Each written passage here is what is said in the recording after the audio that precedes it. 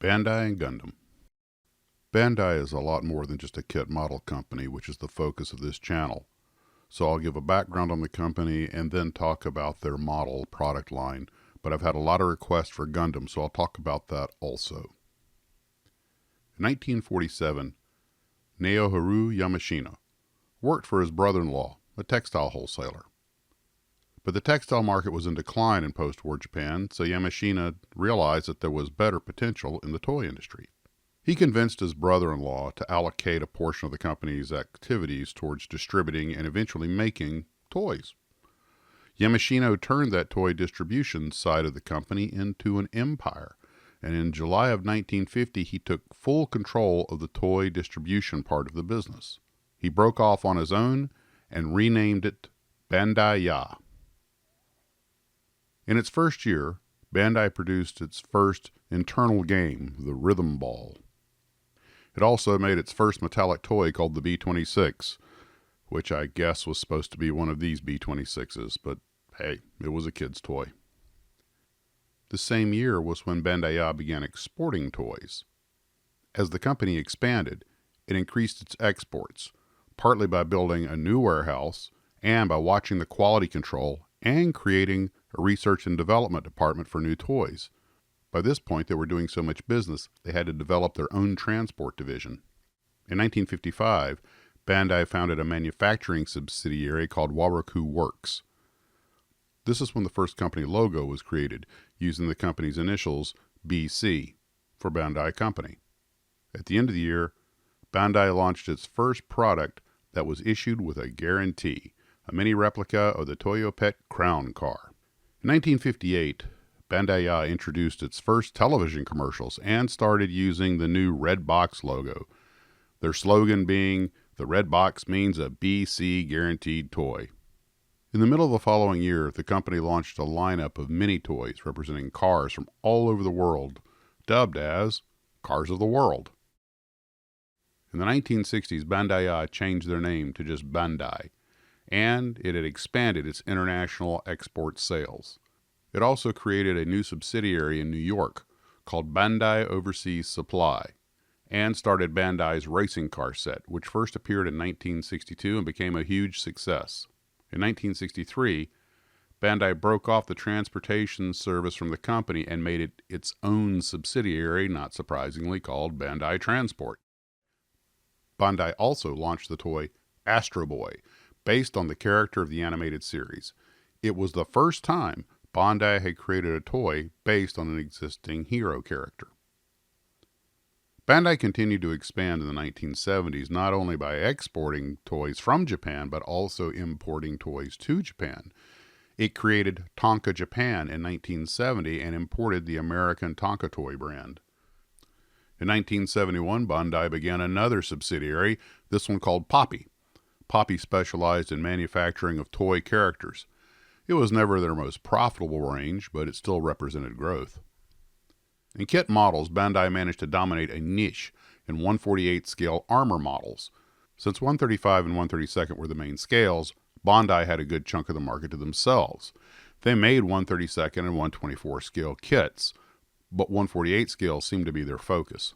Some kits were their own molds, and others were made by other companies, such as Monogram, who made many of their 148 scale model airplanes, and Bullmark, which made their Godzilla mold. All of these were sold as Bandai models, although by 1983 they had cut their own Godzilla molds, which were much superior to the old Bullmark molds.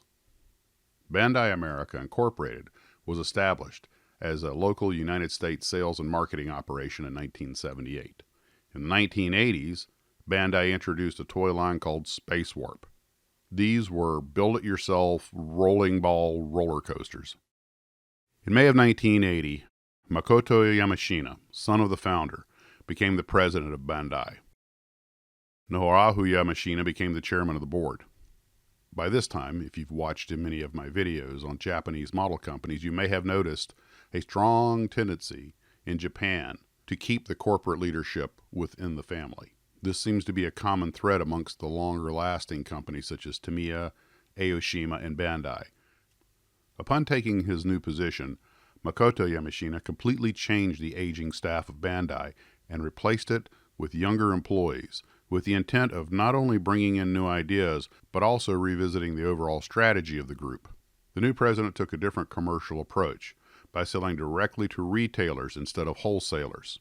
This eliminated the middleman. This is also when Bandai launched the Gundam plastic model, based on the animated series, which gave birth to the GUNPLA phenomenon. Now I have to switch gears to GUNPLA, or else this video will do Bandai and Gundam a great disservice. First, let me very briefly explain Mecha and Gundam. Mecha, very simply put, is a form of science fiction based around universes that have gigantic robot machines, often somewhat humanoid, that are controlled by humans. They're very popular in Japanese manga and anime. Gundam is a Japanese science fiction franchise and media mix created by Yoshiyuki Tomino and Sunrise Productions of Japan. Bandai makes the model kits that depict the vehicles and characters of this fictional Gundam universe. These kits became popular amongst mecha anime fans and model enthusiasts in Japan and in other nearby Asian countries in the 1980s, and by the 1990s, Gundam modeling had spread to North America and Europe. Gunpla is a contraction of Gundam plastic modeling and refers to the hobby of assembling and painting them. In November of 1985, Bandai introduced its first video game based on manga, which sold more than 1 million copies. Since the 1980s, Bandai has become the leading toy company of Japan, and to this day has the main toy licenses in Japan for such popular properties as Ultraman, Gundam, and Power Rangers, which, by the way, they helped take part in creating, and a lot of other very popular series. The management of Bandai even discussed a merger with Sega in the late 1990s and, in fact, voted to implement it. But this caused a near revolt of middle management. I believe many of the middle managers may have feared their positions would have been reduced or eliminated, but like many corporations, they keep their internal workings very quiet, so no real information is available on that. But the management revolt was enough that the merger was canceled. The official reason was given cultural differences, and that may actually be what it was. But Makoto Yamashina stepped down as president immediately afterward. He made an official statement saying, and I quote, "I feel responsible for the troubles related to the merger," end quote. Give the man credit. He owned his mistake and stepped down. But Bandai did complete a merger with game developer and amusement facility operator Namco in 2005. As a result, Bandai is now both under the management and a member of Bandai Namco Holdings, also known as the Bandai Namco Group. Following a group reorganization the next year, Bandai's job was to head up the group's Toys and Hobby Strategic Business Unit. Bandai has since put their non-Star Wars and non-anime kits out of production. Bandai used to make all kinds of science fiction and military kits, but under this new strategic business unit that went away. So there will likely be no more Star Trek, UFO, kaiju, or military models. So why did they stop making them? Most likely due to demand and competition. Look at it from Bandai's point of view. If they restarted production of, say, the 148 scale model planes again, they would go right back into direct competition with Revell, Tamiya, and pretty much everyone else. But the lucrative Gundam property is theirs and no one else's. Well, not without paying substantial license fees. So as a result, most of Bandai's modern kits are just the hot sellers, the aforementioned Gundam and Star Wars kits. And just how hot are these Gundam kits? Well, by 2015, Bandai had sold an estimated 450 million units, with nearly 2,000 different Gundam plastic models. In February of 2018, a sister company was started, Bandai Spirits.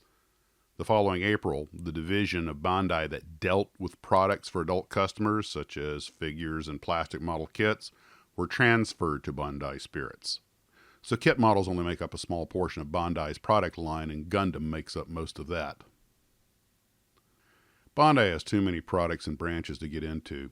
They even have a race car team, and I mean real cars, not RCs, real cars with real people in there driving on real racetracks. So in a short video like this on a channel that mostly focuses on kit models, that's about as far as I'm going to go with Bandai. They've been brilliant in their tie-in with television, manga, anime, and even movies. And that is why they are the #1 toy seller in Japan. Well, it's time for my customary end of weird music and random thoughts. Hope you guys enjoyed. We'll see you next time. See ya. 5, 4, 3, 2, 1. You was warned.